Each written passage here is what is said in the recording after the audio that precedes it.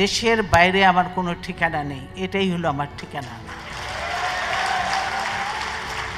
এই দেশ, এই দেশের মাটি মানুষই আমার সব কিছু, কাজে আমি দেশের বাইরে যাব না। দেশের এত সমস্যা, এই কোনো সমস্যা নিয়ে আলোচনা হয় না। দেশে শুধু গাড়ি গালাজ, পার্লামেন্টে গাড়ি গালাজ এড়িয়ে, আমরা পার্লামেন্টে নেই, কোথাও নেই, কিন্তু শুধু পার্লামেন্টে খালেদা জিয়া, তারেক রহমান আর জিয়াউর রহমানকে নিয়ে চলছে, তাদের যত গালি গালাজ আমাদের ইয়ে করছে। হ্যাঁ,